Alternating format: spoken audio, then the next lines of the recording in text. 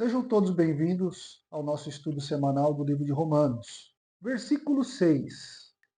Eu acho que o versículo 6 é muito importante e fundamental para entender a natureza desta escolha ou desta eleição soberana de Deus, na escolha deste remanescente que nós estamos falando aqui, que Paulo está tratando. Nos capítulos de 9 a 11, como eu disse, Paulo trata da situação de Israel e do plano soberano de Deus com relação a este povo. E depois, então, aqui no versículo 11, ele vem discutindo sobre esta rejeição parcial e a eleição desse grupo, desses remanescentes, que nós vimos ali agora, nos versículos de 1 a 5. Então, aqui no versículo 6 e a partir do versículo 6, ele enfatiza esta graça soberana de Deus como o único fundamento para a eleição, o único fundamento para a escolha de Deus, a graça soberana. Olha o versículo 6, pequenininho, mas tão importante. Ó. E se pela graça, já não mais pelas obras, se fosse, a graça já não seria graça. Agora eu vou ler o 5 e o 6, tá? 5, versículo 5. Assim, hoje também há um remanescente escolhido pela graça. Ponto. Então ele começa no versículo 6. E, vírgula, se é pela graça, já não é mais pelas obras. E quando ele fala não é mais pelas obras, está fazendo referência à lei. Lembra que ele tratou essa questão da lei nas aulas anteriores. E se fosse, a graça não seria graça. Ou seja, se fosse pelas obras, por esforço humano, por cumprimento das coisas que estavam escritas, esse remanescente escolhido não seria escolhido por graça, seria escolhido por critérios humanos. É por isso que ele colocou desta forma aqui. Tá? Graça, como eu disse, é favor imerecido concedido por Deus. É a expressão do amor de Deus e não se baseia em nenhum tipo de mérito. E nenhum, gente, a salvação não se baseia por mérito. Atos realizados por nós, seres humaninhos, não tem por objetivo constranger Deus a derramar graça sobre nós concernente à salvação. Não tem como. Você pode andar 500 quilômetros de joelhos e de costas. Isso não garante para você graça salvífica, graça de salvação. Não são as obras, não é o que nós fazemos. Não são atos realizados por nós que nos faz ter mérito diante de Deus para nos conduzir à salvação. Paulo enfatiza que a eleição de Deus é inteiramente baseada na graça, ou seja, favor imerecido, e não no que fazemos. Se a eleição fosse naquilo que fazemos, como o texto diz, deixaria de ser graça. E esse versículo reafirma o princípio de que a salvação e a eleição são dons gratuitos de Deus. A escolha de Deus do remanescente, como nós vimos, é um ato soberano. Ele decide, baseado em sua própria vontade, quem será o seu remanescente. Veja, Deus decidiu em sua própria vontade quem será o remanescente. A soberania de Deus é um tema recorrente na Bíblia como um todo e Paulo dá muita ênfase sobre isso. E ele destaca que tudo é realizado segundo o conselho da vontade de Deus, e não diferente. Efésios capítulo 1, versículo 11. E o texto aqui de Efésios ele é bem objetivo, bem claro. Ou seja, o que Deus fez foi escolher aquele a quem ele predestinou, de acordo com o plano que ele criou. Então, ele fez tudo isso segundo o propósito da sua vontade. Veja, a vontade é dele, só dele. E é muito interessante porque o Efésios, versículo 12, ele continua para quê? Qual o objetivo? Por que Deus fez isso? A fim de que nós quem? Os escolhidos do versículo 11. Os que primeiro esperamos em Cristo, sejamos para louvor da sua glória. Fomos escolhidos para louvor da sua glória, sim. Fomos escolhidos conforme a sua vontade, conforme o propósito dele. Irmãos, amigos aqui, quando nós compreendemos isso, nós percebemos que a nossa salvação está garantida em Deus e não em nós mesmos. Normalmente, quando as pessoas ouvem isso e acham que e não compreendem o todo do que eu estou explicando aqui, falam assim: ah, pastor, então eu posso viver pecando, porque se eu viver pecando, a minha salvação está garantida em Deus, porque Ele decidiu isso antes da fundação do mundo. Gente, este argumento é um dos argumentos mais ridículos que eu já ouvi alguém falar. Por quê? Porque se a pessoa vive pecando, talvez nem salva essa pessoa é. Porque uma das características daquele que é escolhido por Deus é para vivermos segundo a sua vontade. E a vontade de Deus é que a gente não peque. Se a gente vive pecando, talvez a gente não tenha nenhum Espírito Santo para nos constranger acerca do pecado. Então não tem sentido, não tem lógica esse tipo de raciocínio. Né? A graça, por definição, é incompatível com ações humanas. O princípio da graça exclui qualquer solicitação de mérito humano na minha salvação. Porque tudo depende da misericórdia dele. Romanos capítulo 9, versículo 16. Vamos relembrar? Romanos capítulo 9, versículo 16. Vamos lá. Portanto, isso não depende do desejo do esforço humano. E lembre-se, no capítulo 9, ele estava falando. Olha o versículo 15. Pois ele diz a Moisés: terei misericórdia de quem eu quiser ter misericórdia, e terei compaixão de quem eu quiser ter compaixão. E versículo 16. Portanto, isso não depende de esforço humano, mas da misericórdia de Deus. É incompatível. E Moody, em um dos seus comentários, eu não sei quem conhece Moody aqui, ele vem reforçando que a graça é um atributo essencial de Deus. E esta graça, esse atributo essencial de Deus, nós falando da graça, ele é manifestado na escolha que Deus faz e na salvação. E Moody, ele sublinha que a eleição é uma demonstração da soberania e da misericórdia de Deus. E ele continua destacando que a graça assegura que a salvação é acessível a todos, independente de suas obras e de seus méritos pessoais. A nossa salvação vem de Deus. Nós apenas respondemos. Capítulo 10 de Romanos, vocês devem se lembrar do capítulo 10 de Romanos, né? A nossa responsabilidade acerca de tudo isso. Graça, significado nu e cru é favor imerecido, bondade gratuita de Deus para com seus pecadores. Isso é graça. Obras significa atos ou feitos humanos. Nu e cru é assim. Especialmente aquelas com o intuito de ganhar méritos diante de Deus.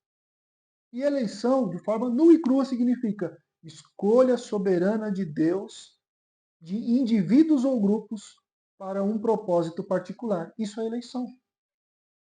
Então não tem por que nós duvidarmos de um ensinamento tão grandioso quanto esse nas Escrituras.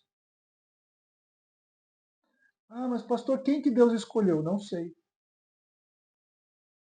Eu só sei de uma coisa, que Deus disse que para a pessoa responder o seu chamado, a pessoa precisa ouvir a pregação da palavra de Deus, o Evangelho. E para a pessoa ouvir o Evangelho, outros têm que falar. Por isso, então, Deus disse: ide por todo o mundo e pregai o Evangelho a toda criatura. Porque esses remanescentes, esses escolhidos, eles aceitarão eles responderão ao chamado quando chegar. Ficou claro aqui que a salvação é um mérito de Deus, que não é mérito humano? Ficou claro aqui?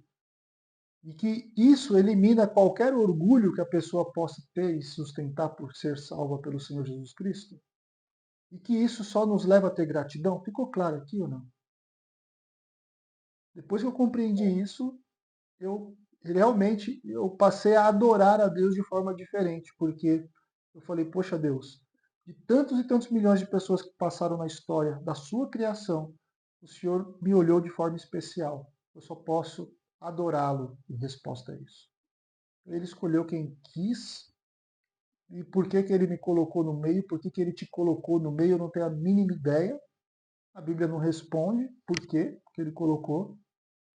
Né? A Bíblia não é exaustiva, ou seja, ela não fala de todos os assuntos de forma detalhada. A Bíblia só é suficiente para nos conduzir a Deus. Né? Ela é suficiente.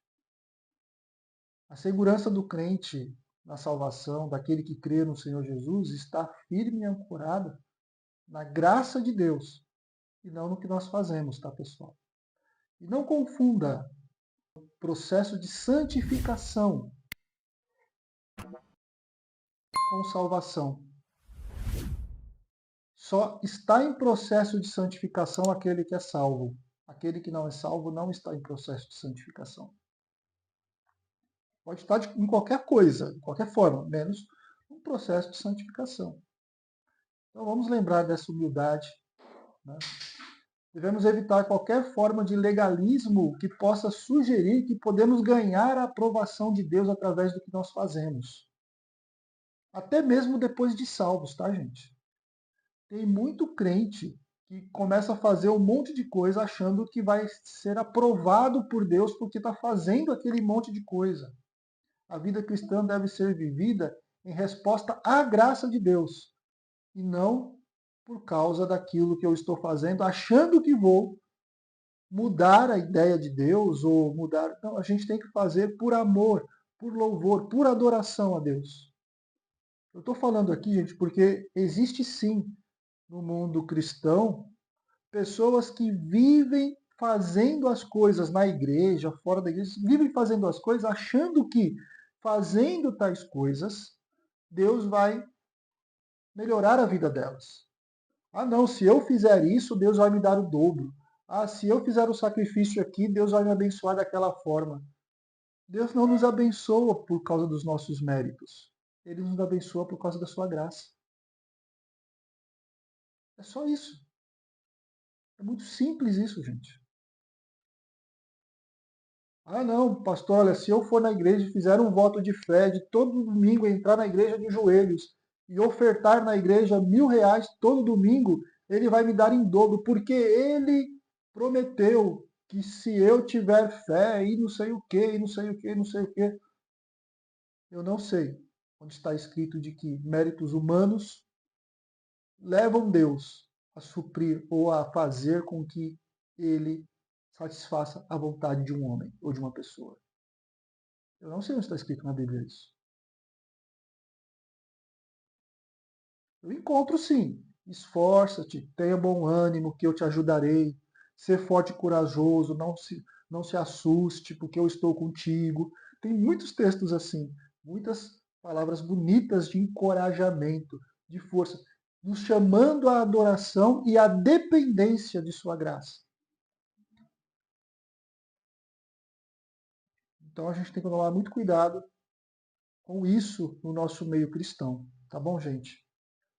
A nossa confiança deve estar totalmente na graça dele e não nos esforços. Romanos capítulo 11, versículo 6 é um versículo chave, crucial, que sublinha a soberania de Deus, a sua escolha do remanescente e a natureza desta graça divina, que é a própria vontade e o propósito de Deus.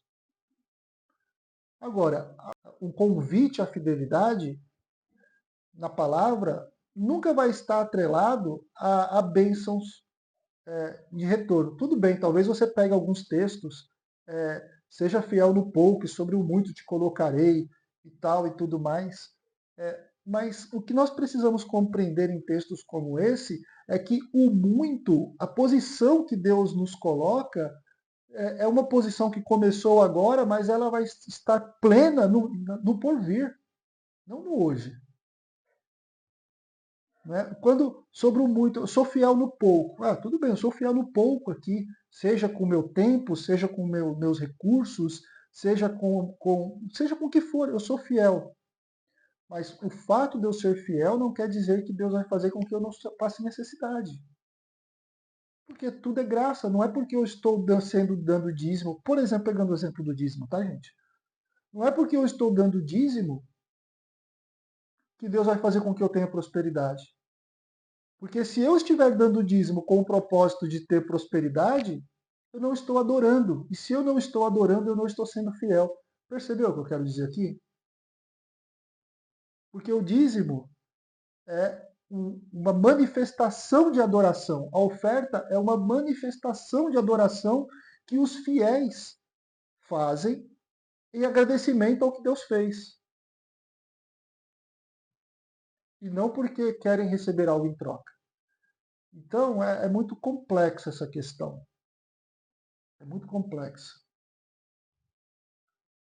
Eu tenho eu tenho comigo, tá?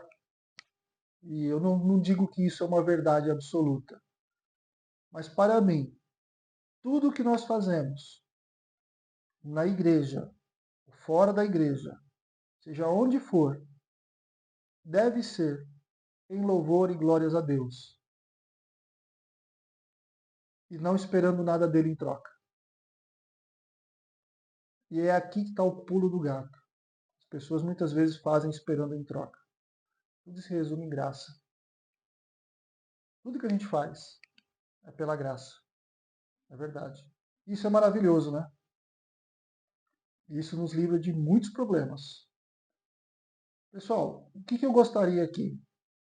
Se vocês guardarem no seu coração que Deus é fiel e permanece com as suas promessas, e de que tudo o que fazemos, e tudo o que somos, e tudo o que temos, é única e exclusivamente pela graça do Senhor, e o que nós temos que fazer é simplesmente retribuir em louvor e adoração através de nossa fidelidade, de nosso amor para com Ele, através de nossas obras de santidade, etc. e tal, é isso. Tudo se resume a isso. Mais nada. Ok? Então tá bom. Vamos parar por aqui. Espero ver vocês semana que vem. Tenham um excelente restante de semana na presença do Senhor, tá bom? Deus abençoe vocês.